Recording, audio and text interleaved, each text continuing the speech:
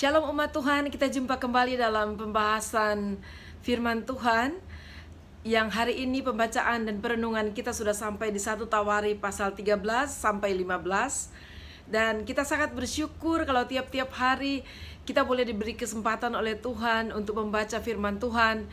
Itu bagaikan kita mendengar suara Tuhan dan kita boleh mendapatkan kekuatan dan makanan rohani tiap-tiap hari. Puji Tuhan, sebab itu tetaplah bersemangat. Apapun keadaannya, utamakanlah firman Tuhan di dalam kehidupan kita. Puji Tuhan, dan sekarang ini mari kita masuk kepada pasal yang ke-13. Pasal 13 berbicara tentang tabut Tuhan itu dipindahkan dari Kiryat Yearim ke Yerusalem rencananya. Dan kita melihat kisah ini ada kesamaannya ceritanya di 2 Samuel pasal yang ke-6. Memang dalam kitab Tawari ini kita tahu bahwa catatan-catatan penting itu yang memang dikhususkan untuk membuat bangsa Israel sesudah mereka keluar selesai dari pembuangan dan kembali ke Israel, kembali ke tanah perjanjian yang Tuhan sudah berikan kepada mereka. Ada banyak catatan penting yang akhirnya harus diajarkan kembali kepada mereka. Dan yang lalu kita sudah berbicara tentang silsilah, bahkan dari Adam sampai selanjutnya sampai ke masa mereka keluar dari pembuangan. Dan kita juga berbicara hal yang penting lainnya, yaitu tentang Daud menjadi raja sesudah Saul. Dan Daud memegang peranan penting dan dia raja yang menyukakan hati Tuhan. Di atas segala kelemahan yang dilakukan oleh Daud, termasuk dosa, tetapi Daud adalah orang yang dekat di hati Tuhan, yang kita sudah membaca sejauh ini. Dan kita lihat di pasal yang ke-13 ini, tabut Tuhan dipindahkan dan terdapatlah cerita tentang Usa pada saat pemindahan tabut Allah itu. Dan Usa dia berdiri atau berjalan di samping dari tabut Allah. Dan rupanya dikatakan bahwa lembu-lembunya itu tergelincir dan Usa mencoba untuk menahan tabut Tuhan. Tetapi kita tahu bahwa tabut Allah itu atau tabut Tuhan itu adalah pernyataan Allah sendiri di tengah-tengah bangsa Israel. Dan pernyataan Allah, dan Allah juga mengajar bangsa Israel untuk menghormati kekudusannya. Bukan karena Allah gila hormat, tapi karena Allah yang kudus itu. Kekudusan Allah tidak bisa bersentuhan dengan dosa manusia dan dengan keadaan jasmani manusia yang berdosa. Dan siapapun yang menyentuh itu tanpa perkenanan Tuhan, dia akan mati. Dan begitulah yang diterima oleh Usa, dan dia mati dan dia tergeletak di samping tabut Allah itu. Dan dikatakan bahwa Daud menjadi takut akan Tuhan, dan dia berpikir bagaimana tabut Tuhan itu dapat sampai kepadaku dengan keadaan seperti itu. Lalu akhirnya tabut Tuhan itu diantar ke rumah Obed-Edom, dan rupanya Obed-Edom menyikapi dengan benar kehadiran tabut Tuhan di tempat kediamannya. Kita melihat ayat 14 dikatakan di dalam kitab 1 Tawari pasal 13 ini dikatakan 3 bulan lamanya tabut Allah itu tinggal pada keluarga Obed-Edom di rumahnya, dan Tuhan memberkati keluarga Obed-Edom dan segala yang dipunyainya.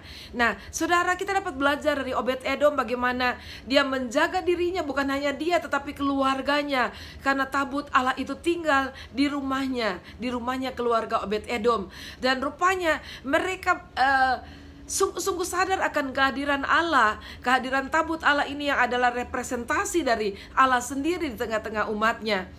Dan kita tahu bahwa sikap kehidupan mereka satu keluarga itu harus berkenan di hadapan Tuhan, dan mereka harus hidup dalam kekudusan. Karena kita tahu tabut Allah ini sudah berada di beberapa tempat. Kalau dia berada di tempat yang tidak benar, maka tabut Allah itu akan menjadi malapetaka bagi orang-orang di sekitarnya. Karena kekudusan Tuhan itu membuat Allah menghukum mereka yang tidak kudus, yang bersentuhan dengan tabut Allah itu. Dan rupanya Obed-Edom boleh menjaga hidupnya, boleh menjaga satu keluarganya, boleh menjaga hidup mereka dan menjaga kekudusan mereka dan hidup dalam perkenanan Tuhan, sehingga mereka boleh mendapatkan berkat. Mari belajar Obed-Edom bukan untuk mengejar berkatnya, tapi marilah kita memperkenankan Tuhan. Karena ada banyak hal, walaupun memang benar kita perlu berkat Tuhan, tapi yang terutama karena kita menyadari siapa Tuhan itu, dan kita tahu bagaimana untuk kita dapat bersikap memperkenankan Allah dalam kehidupan kita. Dan puji Tuhan, kita sampai ke pasal yang ke-14. Dan di situ berbicara tentang Daud dan bagaimana dia membangun istananya dan juga keluarganya. Dan kita melihat di ayat-ayat yang pertama di situ dikatakan bahwa Hiram, saudara masih ingat Hiram raja negeri Tirus itu yang juga diceritakan di dalam kitab 2 Samuel, dan dia mengirim utusan kepada Daud, dan bukan hanya utusan tetapi juga dengan persembahan-persembahan.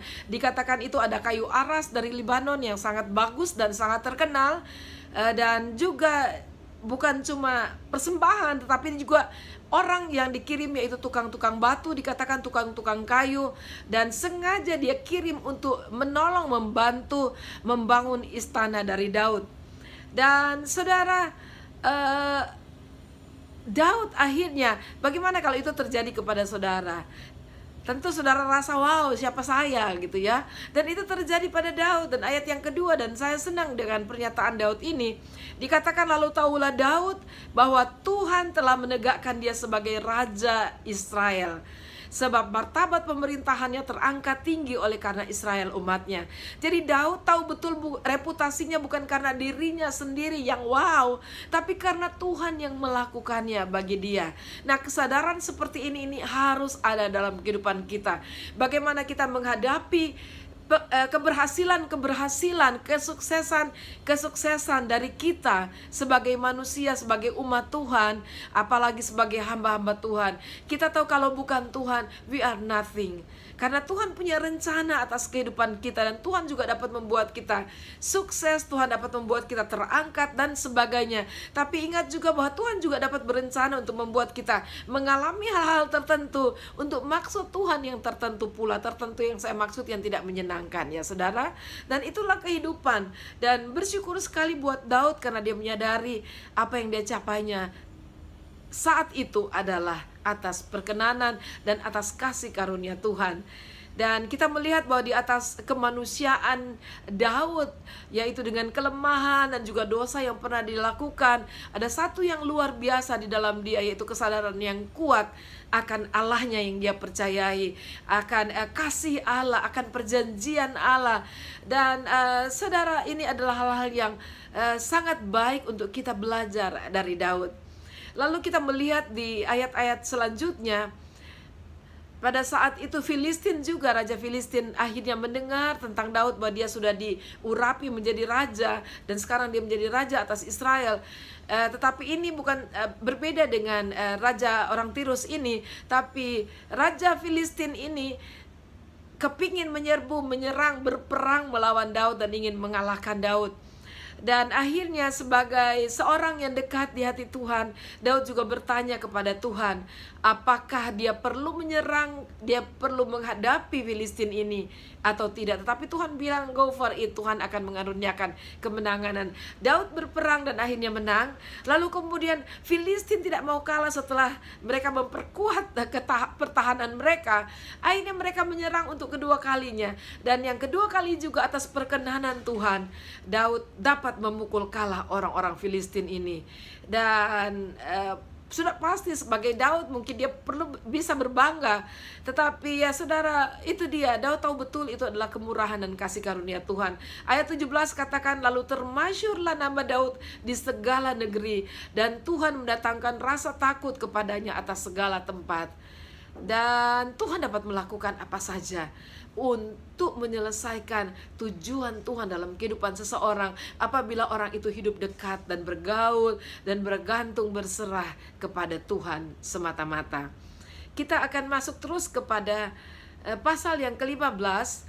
Dan akhirnya setelah Daud mendengar bahwa Obed-Edom diberkati oleh Tuhan, jadi akhirnya mereka berencana untuk mengembalikan tabut Allah itu dan membawa dari rumah, dari kediaman Obed-Edom ke Yerusalem, yang dikenal sebagai dan dinamakan sebagai kota Tuhan.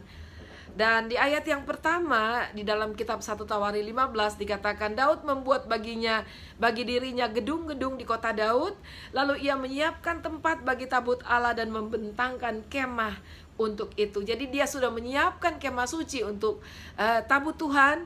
Dan akhirnya seluruh orang Israel berkumpul dan mereka memfokuskan kepada membawa tabut Allah ke Yerusalem. Jadi mereka berfokus satu saja, dan ini merupakan perayaan yang besar-besaran bagi orang Israel. Dan Daud juga mengkoordinasi para imam dan orang Lewi, dan bahkan dikatakan bahwa mereka menguduskan dirinya. Ini tidak sembarangan untuk melakukan peribadatan, untuk mengatur kemah suci itu, hal-hal yang berkaitan dengan peribadatan, apa yang dipakai dan sebagainya. Semua mereka harus menguduskan dirinya, dan itu teladan buat kita. Kita juga menyikapi pelayanan di zaman now ini ya saudara. Melakukan apapun di rumah Tuhan, jangan lihat kita cuma bagian di belakang, bagian mengurusi benda dan sebagainya. Tapi semuanya kita harus lakukan untuk Tuhan dan sesuai dengan perkenanan Tuhan, yaitu kita harus menguduskan diri kita di hadapan Tuhan. Dan mereka sesudah menguduskan dirinya, barulah mereka dapat melaksanakan tugas mereka, mempersiapkan kemah suci dan melakukan proses pengangkatan tabut Tuhan itu sampai di kemah suci di Yerusalem. Dan dikatakan, dan saya ingin baca buat saudara ayat 27 dan 28. Ini adalah hal yang luar biasa untuk kita tahu bagaimana sikap dari Daud sendiri dan juga bangsa Israel di dalam menyikapi tabut Tuhan itu. Ayat 27 dikatakan, Daud memakai jubah dari kain lenan halus, juga segala orang Lewi yang mengangkat tabut itu, dan para penyanyi, dan Kenaya yang mengepalai pengangkutan, dan para penyanyi. Daud juga memakai baju efod dari kain lenan. Nah saudara, dari pakaian aja itu adalah pakaian khusus yang menampilkan kemuliaan Allah. Mungkin saudara jadi berpikir, bagaimana dengan peribadatan kita? Bagaimana dengan orang-orang yang melayani? Kadang-kadang kita mengkritisi mereka karena cara berpakaian mereka. Jadi siapapun engkau, kalau engkau memang terpanggil untuk melayani Tuhan, mungkin belajar dari bangsa Israel juga perlu. Paling tidak kita memakai baju yang kita sungguh-sungguh menampilkan kemuliaan Tuhan. Memang masanya berbeda, tapi sikap hati kita harus sama, yaitu kita menghormati Tuhan dan kita menampilkan kemuliaan dan kekudusan Tuhan dalam kehidupan kita atau lewat cara berpakaian kita. Lalu ayat 28, seluruh orang Israel mengangkut tabut perjanjian Tuhan itu dengan diiringi sorak dan bunyi sangkakala, nafiri dan ceracap, sambil memperdengarkan permainan gambus dan kecapi. Di ayat-ayat atasnya juga dikatakan soal menyanyi, menari-nari, bahkan Daud sendiri menari-nari sehingga dilihat direndahkan oleh anak dan istrinya, saudara. Tetapi Daud tidak peduli dengan apa kata manusia. Yang paling penting adalah dia mengekspresikan pujian dan penyembahannya kepada Tuhan, dan tujuan nomor satunya adalah untuk memperkenankan Tuhan di dalam apapun yang dilakukannya. Dan ini sesuatu yang sungguh-sungguh kita perlu contohi. Kita tidak perlu jaim dalam penyembahan kepada Tuhan. Kita tidak perlu jaim untuk melakukan apapun yang berkenan kepada Tuhan, apalagi yang kita tahu Tuhan sungguh-sungguh mengharapkan untuk kita lakukan. Haleluya, kita tidak ada apa-apanya di hadapan Tuhan. Itu nomor satu, dan itu yang kita lihat dan kita belajar dari Daud lewat apa yang dilakukannya, menyikapi Tuhan, menyikapi tabut Tuhan di dalam kehidupannya dan kehidupan bangsa Israel. Kiranya saudara diberkati oleh Tuhan. Tetap semangat, Tuhan Yesus memberkati.